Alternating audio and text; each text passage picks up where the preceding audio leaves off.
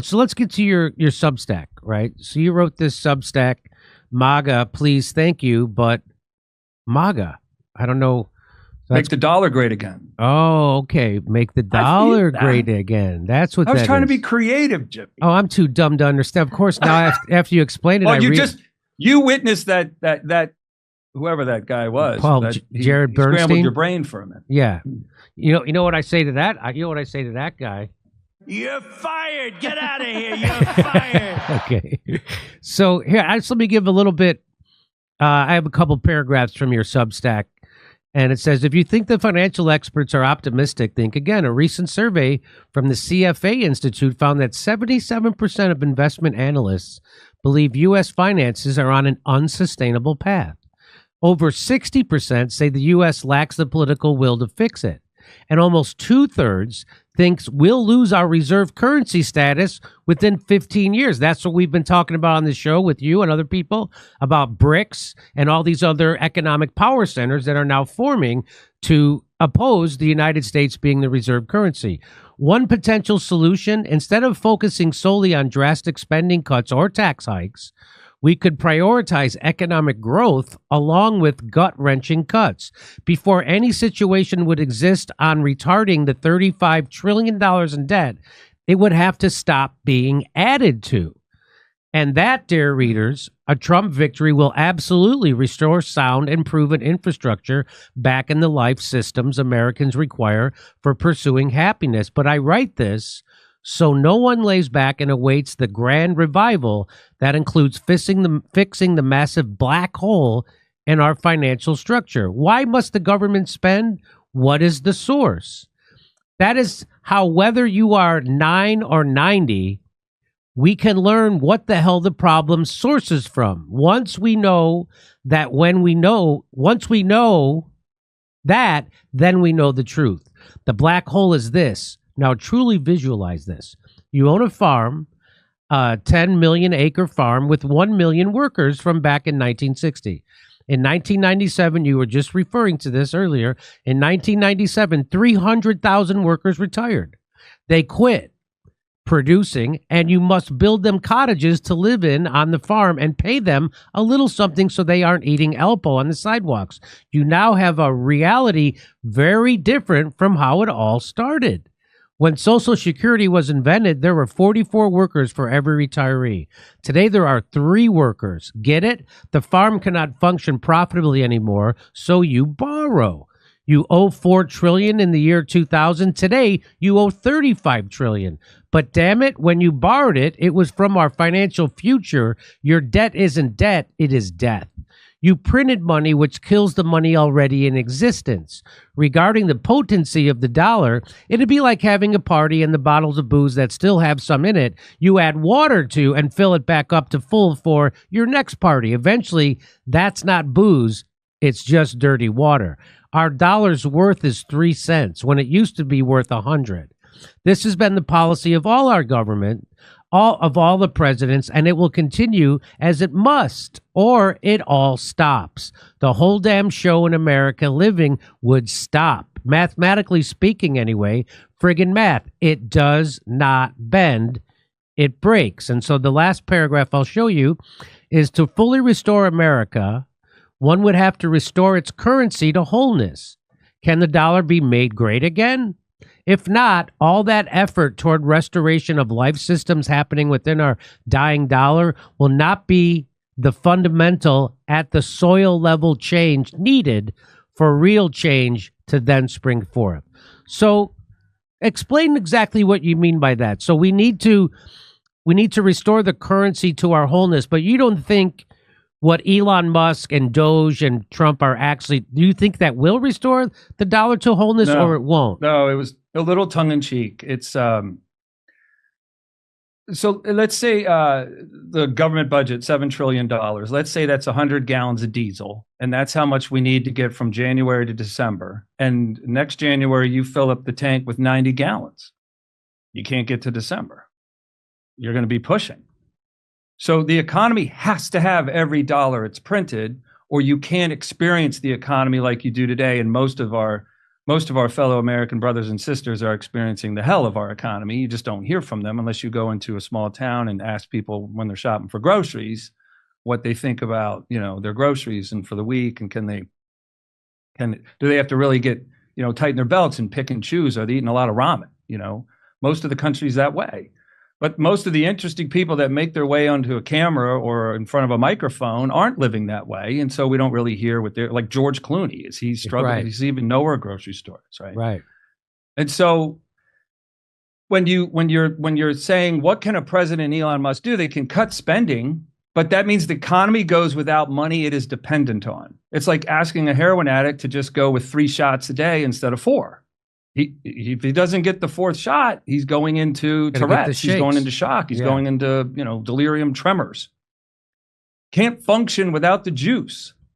So the real approach is to say, we need to tighten our belts. We aren't going to spend.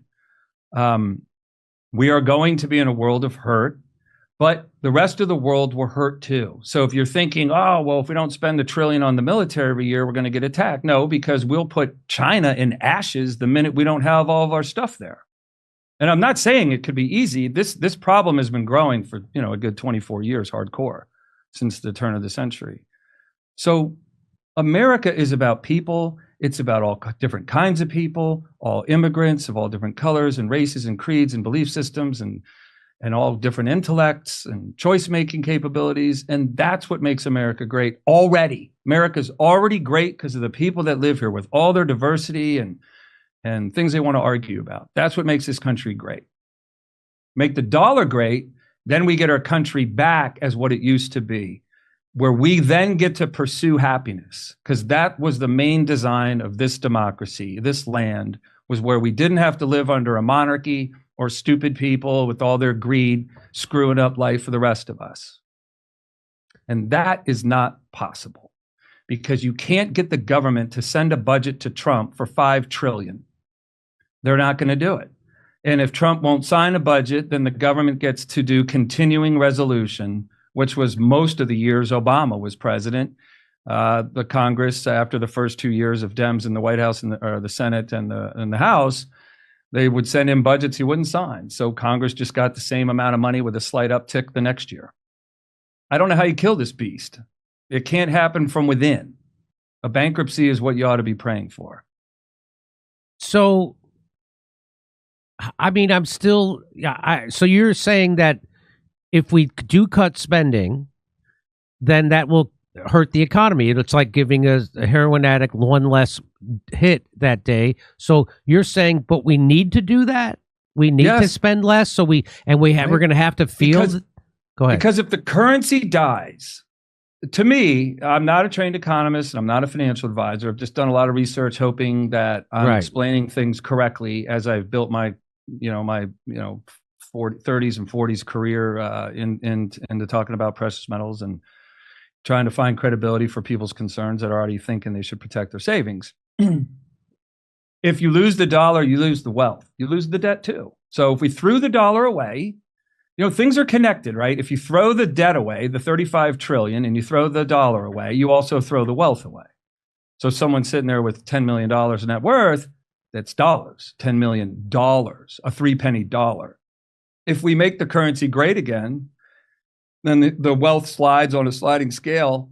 But you get to preserve the componentry of the financial world. If we switch to some Bitcoin currency, we switch to some cryptocurrency or a basket of stuff that, Trump's proposing, one that's never been done before. One, cryptocurrency is not tested, tried and true, like, gold and silver would be, or hard work, or, earning your way through life. That's proven. You can't bring the wealth forward, because then the debt has to come with it. So there's no way out of this but cuts, drastic cuts. Americans, the dynamic nature of the American human being, will solve problems locally. They will band together. They will come together and figure it out on Main Street, and in the towns and the cities and the counties and the states. Power needs to come back to the states. And the only way that happens is with the government, the central government, getting out of your way. So my theory is like you say, we're in a pickle, right? We're in a real pickle. There's no easy way out of this. But here's again, and I'm also not an economist, but my theory is that if instead of spending money on a bomb, right, which we've exploded, I remember when the military budget was $200 billion a year and people were calling to cut it then. Now it's almost $1 trillion a year. During Trump, they said Trump was in the pocket of Putin, and they gave him an extra $132 billion to do war with. And so that's how you knew that Russiagate was always a lie. And because they kept giving that guy, they gave him an extra $132 billion during his presidency. That's just not for 1 year. That's every year in perpetuity. It never goes back down. Nope. So now it's up to, it's almost $900 billion a year. So let's just say it's $1 trillion a year. So if we cut that in half, instead of spending $500 billion on war in Ukraine or with Taiwan and it's Gaza and Syria and Libya, and we built like high-speed rail, like when Eisenhower built the highway system, right? He did that as a Defense Department project. And what was the effect of that? The effect of that was that it built our economy, because now people can transmit goods and services lots easier. People could travel, spend money. It was a big boon to our economy, but he had to sell it as a defense project. That was the way we're going to move our missiles around, right?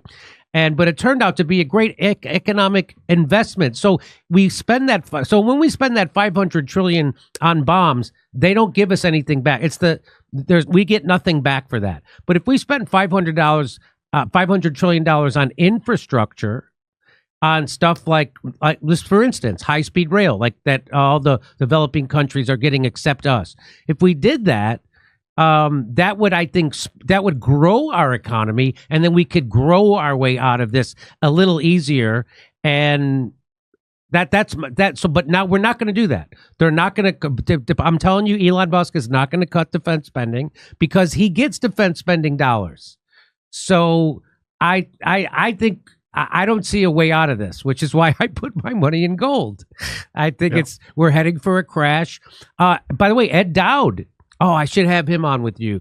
I would love that sometime. Yes. So Ed Dowd, I just saw him on a pod, and I'm friends with him, and he's a very smart guy about everything financial, and he's predicting a big crash financially right now. He's predicting it, and he was saying that it's going to come. He's saying it's better that Trump is president than Biden because it's coming. But anyway, so I think if we did that, we could at least grow our economy. What do you say to that? So the we thing can't happen anymore. That's the thing. It can't be the we government that decides to spend money on projects. And when you're referencing Eisenhower, that we were still in the gold standard, right? So we were still living within our means. The government was still mostly right-sized. And if they wanted to spend money on something, they had to shave money from other budgets or raise taxes a little or create some tax. They had to punish the economy a little bit to get the money, because they don't really produce revenue. The states can. The states can say, here's our problems. We're not going to take any more American dollars. We're going to turn this over to the companies. We're going to invite, and I know companies get a lot of bad stigma put to them as greedsters and profiteers and whatnot, but the problem solvers. That's the problem solving center of your economy. And every single sale is a solution to a problem.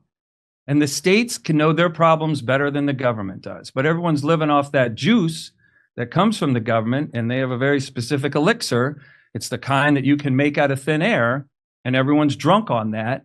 But the minute if states were to say, we're not taking any more federal money, we're kind of going to treat things here as best we can. If you mess with us, we got our own National Guard. We'll see what happens on the streets. We are going to have committees with government officials to facilitate the conversation about the issues so that companies could then say, well, could a retiree, work a phone a few hours a day and do customer service work? Could we keep that job from going to India and Pakistan and bring it home? I know you may not want to do that, but it would help because you would still be producing revenue here. States could start to formulate ways that they actually make money, make their own money. It's possible. You just have to get the cohesive tissue restored, which is government is a facilitator of the issues toward the solution. They're never the provider of the solution. That's what we're looking at now. When the baby boomers retired, the biggest problem we were ever going to face as a society, government printed money. They dealt with a real problem with artificial means. The inventiveness of America, the people that live here. Ronald Reagan said something like, it's unbelievable what the human spirit is capable of when you take off all the limits and restrictions. And that might scare the hell out of a lot of people. Well, the people that aren't equipped to be dynamic will get run over and left behind. No, because someone loves them. Someone loves them that's connected to someone who works somewhere that can solve the problems of our country state by state by state. And that's what I believe in. Okay. We're going to find out if the country has any solutions. I feel like we're going to find out soon. You know, we talked about this before, how who's the guy, Hathaway, who's the billionaire from Omaha? What's his name? Warren Buffett. Yeah, he's taken huge amounts of money out of the market, so he has all this cash on hand. What's he waiting for? Which makes me think that he sees there's going to be a fire sale pretty soon, and he wants to have as much cash on hand as he can to buy stuff up when everything crashes. And if anybody knows about stuff, it's that guy. So and then Ed Dowd said the same thing. Its crash is coming. So it's a mathematical crash. It's not theoretical. When this money printing obscuring of our true financial pain can't work anymore, this will be the 11th recession, maybe second depression, probably, in our nation's history just since World War II. We've grown so silly, and it cut like that idiot that you had on earlier. We've grown so accustomed to thinking all we have in the financial world is spring and summer, spring and summer, spring and summer. No. There's a fall and a winter. On average, it would come by every 7 years.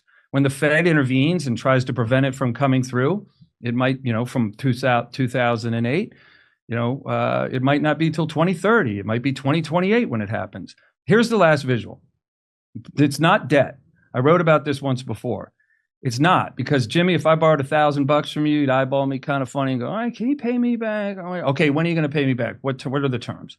And then you'd say, all right, when you loan me that $1,000, it's debt between us, but it's your property. You loaned me your property, financial property. You loaned it to me, and I got to give it back to you, just like if I borrowed your weed whacker one day. No one's paying back $35 trillion. So let's stop calling it debt. I've said this before. What it really is the government's action stealing America could have run pretty cool for maybe 5, 6, 7, 800 years. Who knows?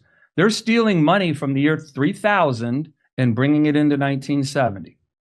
They're bringing money from the year 2900 and bringing it into 1972. Eventually, you're bringing dollars from 2028 into 2026. And then you don't have anything left to steal from when you're in 2027. Those aren't annual calendar predictions. That's just a visual. So you're literally running out of the dollar as a resource to provide you with commercial activity. One day, yes, the government can keep printing money, and it could spend $2 trillion on the military. It could pay, new enlistees $200,000 a year to join the army. I don't know what that $200,000 would buy you out here in the country land where we have to eat. We have to eat. Just let that sink in. We have to afford food. Food travels around 1,200 miles from wherever it comes from to your Uber Eats or your grocery store or your local restaurant. So all of that dependency is on the ability for the population to even afford to eat. If they can't, everything breaks. And that's where the government clearly gets out of your way. That visual of stealing the future value of our dollars, sanctity. This is like ruining your shot at going to heaven. Like they're canceling seats in heaven. Our lifespan, our country's entire lifespan, the pursuit of happiness, they've been destroying that. Eventually those years meet, and there's no future to borrow from or steal from.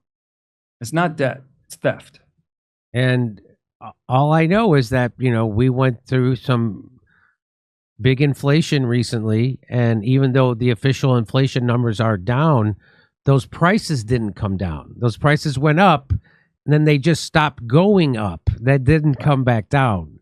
So that's when people, that's when Biden and Harris tried to say, oh, but inflation's down. No, prices didn't come down. People are still unable to afford the things they need. Senior citizens are still cutting their pills in half, and Right. so that they're not really they didn't address the problem. But and if we do money printing, it'll just that is what causes the inflation. That is it. And everybody agrees on that. Nobody doesn't agree on that. Everybody knows that money printing by the government causes inflation. Everybody from the MMT people, the modern monetary theories, and the Stephanie Keltons to Elon Musk. Everybody agrees that the money printing causes inflation, and nobody likes inflation. So, and that's the source of the money printing is that farm example that I gave, where your farm isn't profitable, so you take on debt. But the government doesn't really take on debt; it borrows. And when they take on, they sell debt on Mondays to the big investment firms. Maybe it's 50 billion, 100 billion, 25 billion each Monday. You could read about it. Again, I'm not giving anyone financial advice. But then they also print. I mean, there's so many different ways they create debt. The government creates its own debt. The Treasury is financing its debt by selling more debt. That keeps a lot of the investment wheels turning. It's like the president from the South American country that said the only reason they still tax you is so you still think things are normal. Yes. That's it. Yeah. It's an illusion. And your money, your savings, your wealth is in dollars. It could be in the euro. It could be in the Canadian dollar. It could be in gold and silver. It could be some crypto. But most people 60 and up have their savings in the dollar. The dollar is what's dying. When it dies, everything you think you're worth goes with it. That's just math trying to, wake people up. That's just the math story. Doesn't bend, it breaks. Okay. Well, everybody check out Paul's Substack at thepaulstone.substack.com. Time goes by fast. Look, we've been talking for 40 minutes already. It's great to talk to you. Great to see you. And hopefully we're going to be down. We'll have a tour down there in Florida, and we'll be able to see you soon. Yeah, that'd be great. That'd be great. And, have a happy Thanksgiving. And everyone who's listening that's struggling, do the best you can. No family's the most important. Luxury food items, it's nice to have, but those family connections, and don't throw your family members away over politics. Oh, don't do that. You see articles. You guys need to band together. I'm with you. Yeah, I know that I was just talking to Steph today about an article that says you don't have to have people over to your Thanksgiving in your family if they didn't vote the way you want. Like, what is going on? Yeah. Like this is called dividing. Go ahead. Because with this election, you had to choose someone. There were two choices. Someone who couldn't literally. I'd love to have new opinions, maybe a non-business mind that's just really wise, who doesn't have the eyeglasses they look through. Everything could be a profit and cut costs. I'd love to have more of a theorist, a wise theorist, a leader, a spiritual leader, an animal warrior in the White House that really gets what the people are about and where they're suffering. But Kamala did not possess that. She couldn't explain her way out of a paper bag. So the other option was the person who's running around every day of the week having a rally somewhere. He put in the work. He showed that in the world of physics, if you put in the work, you more oftentimes get what you were working for. And she hired celebrity spokespeople. Jeez. So someone had to be elected. Whether you're for Trump or against Trump, be for America. Be for improving America where your feet are. And this holiday season, be grateful you still have a heart beating in your chest. Help others. Be kind to others. That's really what makes America great. And this is the season to enter into where you don't want to forget that. And don't let them divide and conquer, because that's all that is. When you see articles like that, that's them trying to divide and conquer. We just did a whole segment on DEI. That's all about divide and conquer. And so come together. That's the only thing that the establishment fears. So make sure you come together. Stop letting politics separate people. Your neighbor's not your enemy. You have a shared common enemy. Okay, Paul Stone, I appreciate it. Great to talk to you, buddy. Happy Thanksgiving. Thank you, Jimmy. God bless you and everyone listening. Thanks for having me again. You too.